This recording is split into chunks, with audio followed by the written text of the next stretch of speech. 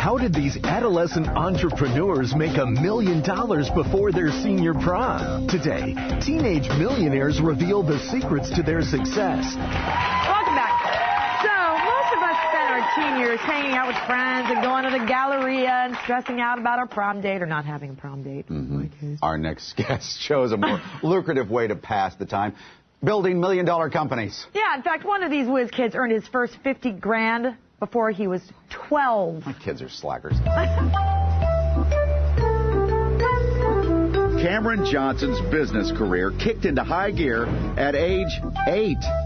Hoping to be just like Macaulay Culkin in Home Alone 2, Cameron wanted to go to New York and stay at the Plaza Hotel. After his parents agreed to go, wrote to owner Donald Trump with a special request. I said, "Dear Mr. Trump, I'm going to be staying at your hotel, and the only thing I want to do while I'm in the city is see the suite where Macaulay Culkin stayed and where the movie takes place." Cameron heard nothing back, but when they arrived at the hotel, an amazing surprise. Trump had arranged for his family to stay in that Home Alone suite. I realized right then that I'm not going to be playing professional sports, I'm not going to be a singer, I'm going to be a businessman, and I want to be just like Mr. Trump. At 9, he launched an invitation printing business, making clients out of his parents' friends. The company was really small, and I was maybe doing 10 or 15 orders a month, a few $100s a month, but that was a lot of money to a 9-year-old. Next, he moved into the Beanie Baby business, buying and selling them on eBay. At our peak, I was shipping about 40 orders a day because the hype was through the roof. It was such a frenzy. In less than 12 months, a now 12-year-old Cameron made $50,000. But he didn't stop there. He launched 2 internet businesses selling ad space. And the second one boomed. And that company grew to have 200,000 customers, and we were displaying 15 million ads per day, which back then was $15,000 in daily revenue when I was 15 years old. That same year, he became a board member at a Japanese company, wrote a best-selling book, and before he graduated high school, had already made his first $1 million. Here today is the author of You Call the Shots, millionaire Cameron Johnson. Also with us, we have the CEO of WhateverLife.com, 17-year-old millionaire Ashley Claus. We'll get to her story in a second. But Cameron, do you stay in touch with Trump, Mr. Trump? Well, I don't stay in touch. I don't have a personal relationship with him. I just reached out to him when I was 8.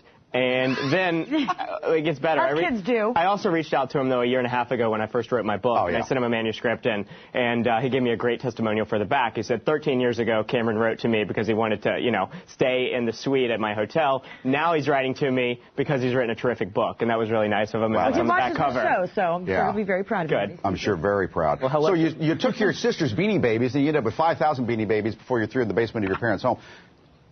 Was your sister mad at you?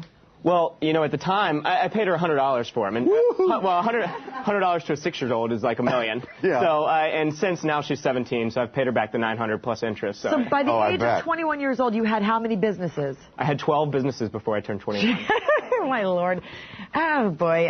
This makes you feel like a loser, doesn't it, Mike? Yeah. Well, we're going to find out the keys to your success you can pass along to other kids and all of us in just a second. But Ashley, wow. When did you start your $1 million project? I started it, I was 14, and it's called WhateverLife.com. And I actually created it just for fun, and it was... What is it exactly? You're designing web pages? Yeah, essentially. I mean, it's actually MySpace layouts and graphics, and you can actually go on the site, and it's all free, and you can learn how to build your own website. How many people a month get in touch with you to build a website? Well, there's on the site a day is about 100,000 to 250,000 different. My gosh!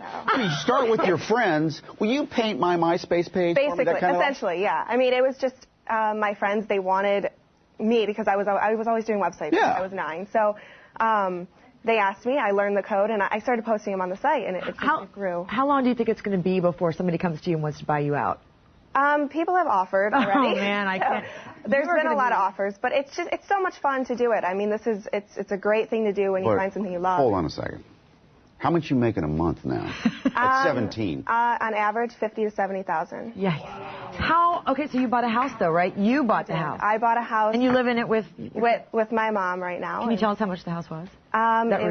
It was about $250,000. Okay, so Cameron, do you have a house? I do. I bought my first house when I was 19, and I actually just sold it a couple weeks ago, thankfully, with this market, right under $400,000. $400,000. Yeah, nicely done. Yeah. When we come back, I wish my kids would get out of bed. Cameron reveals how you can become a millionaire as well.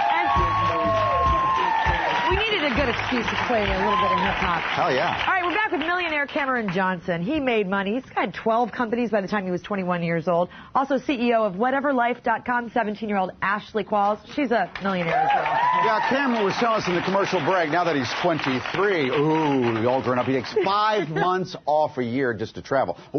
Everybody out there wants to know, especially the parents, how can our teens make $1 million before their senior prom?